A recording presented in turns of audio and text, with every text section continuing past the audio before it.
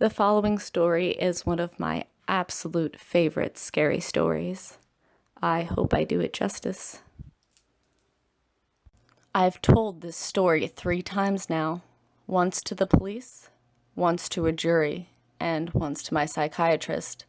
This will be the last time I tell it. We've always lived at 423 Stockholm Street ever since I was a baby, so there really wasn't ever a time when I didn't hear it. And as far back as I can remember, I've always known there was another room on the other side of my wall. When I was a very young child, I thought he was my friend. I would knock, and he would knock back, though usually more slowly. I would giggle, and he would moan. But as I got older, the noises started to scare me.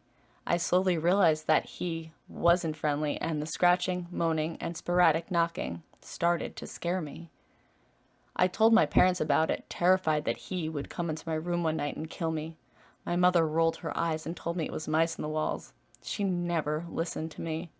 My father agreed with her that it was animals, but he hugged me and told me he would protect me because I was scared. Whenever I'd hear the noises, mostly at night, I would scream for my father, and he would come running through the door a few seconds later to see what was the matter. I would point at the wall, and he would smile, knock on the wall with his fist, and say, "Quiet down in there or else!" The noise would stop. I would smile and Dad would hug me. He was always my protector. I miss him so much. As I matured into a teenager, I would often invite friends to sleep over. We called ourselves the Stockholm Street Ghostbusters and spent hours doing seances to try and exorcise the entity, a demon according to our research. We figured the scratching must be the demon etching satanic symbols and drawings on my wall. We eventually turned to a Ouija board, until my mother found it and threw it out. One night, running on heightened bravado for my friends, I waited until the loud scratching started again, and I pounded on the wall, just like my dad. "Quiet down in there! You're already dead! The living are trying to sleep!" My friends were impressed for a moment, but I should have not provoked him. There was a loud, angry banging on the other side of the wall. We all screamed and hid in the closet, yelling for my dad. When he came running, my friends begged him to take them home. I was left alone while they were gone.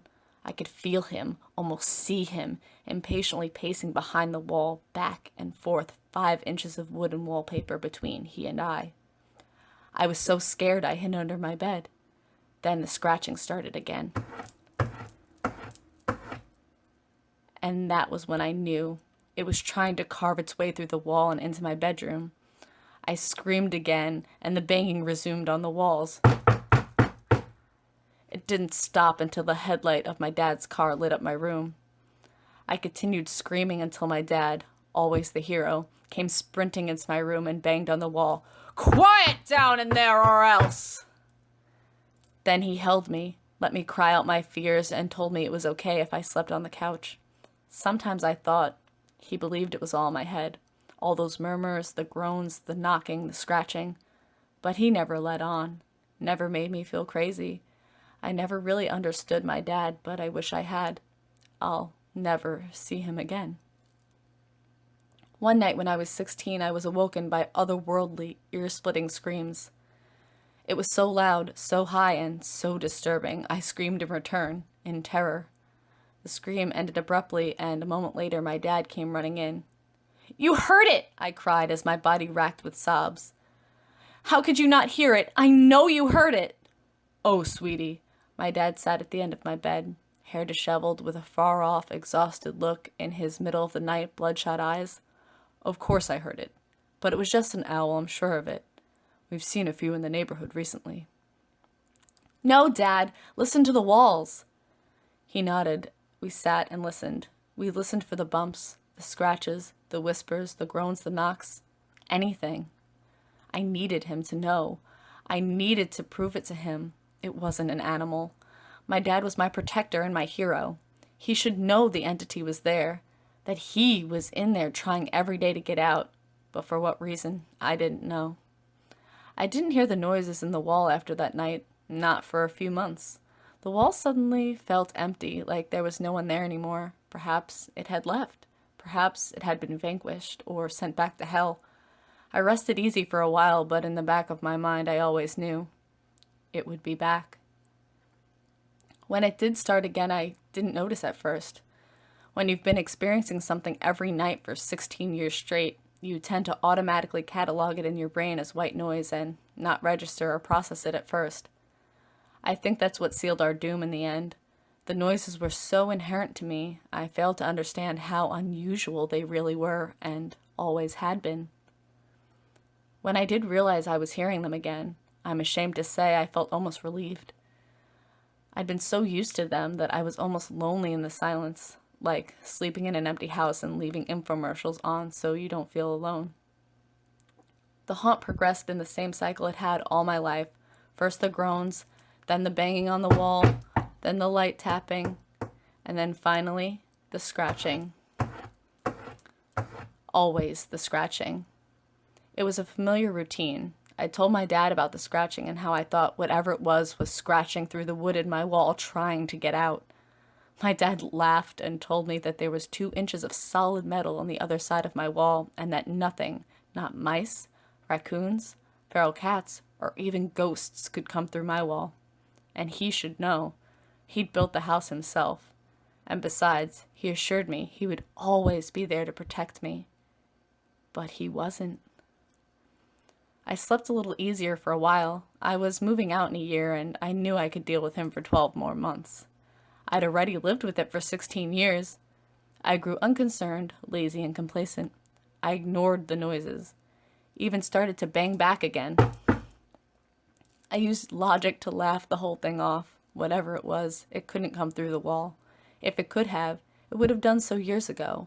And I sensed that more than anything else in the world, it wanted out. And since it was still in there, obviously, it was trapped, and I was right. The night it happened is the most vivid memory I have. I was at a friend's house when my mother called me and told me to come home immediately. This, in itself, was strange, as my mother barely even acknowledged me and never, ever called me. We had almost no interaction. That was left up entirely to my dad.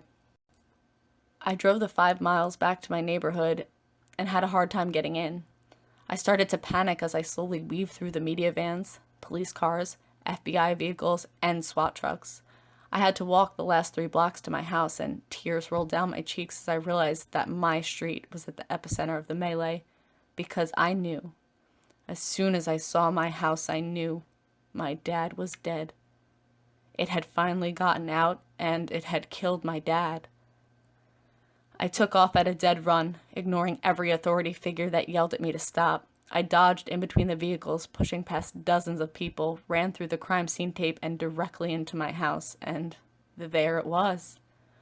Across from the sitting room, next to my bedroom, a hall closet stood with its door open, and in the back of the closet, another door. For whatever reason, no one stopped me. I stumbled into the closet, through it, and out into the other room I'd always known was there. But it wasn't what I thought it would be. The media called my dad the Skinner of Stockholm, and from what I saw in that room, it was a fitting name.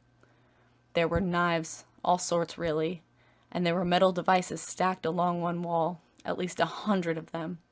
Most I didn't recognize, but a few I had seen in history books. There were 4 sets of manacles, a wall of chains, rolls of duct tape. In the middle of the room there was a flat table which was very obviously blood-soaked. A tall stool sat at the head of the table. But the worst was the wall. The wall that bordered my room was covered, every inch of it, in carvings. But the carvings weren't satanic or evil like I thought. The carvings were words. Jacob, I love you. Diana Hobb. Tell my father I forgive him. Brian Woodland. Tara, I'm so sorry. Michael McNulty. Tell my daughters they were my world. Angela Casterly. According to the evidence file, there were over 60 of these messages. I made myself read every single one. They haunt me every night. While I had spent 10 years tormenting them, now they would forever torment me. Even though I live in a hospital now, I still hear the scratching. Every time I close my eyes, I hear the scratching. I haven't slept in a year, and my doctor says I will die soon. I spend my days watching news coverage of my father's trial. Yesterday, he was sentenced to death. I spend every night staring at the walls. The drugs don't work, though they try every day. I can never sleep. Never. I always hear the scratching, and I always will. Hello, everyone. As I said, this story is one of my favorite scary stories. I hope I did it justice. My knuckles really hurt. Fun fact, all of the knocking, banging, and everything you hear is from my actual hand because I don't have any sound effects, so I got really into it and just started banging on stuff.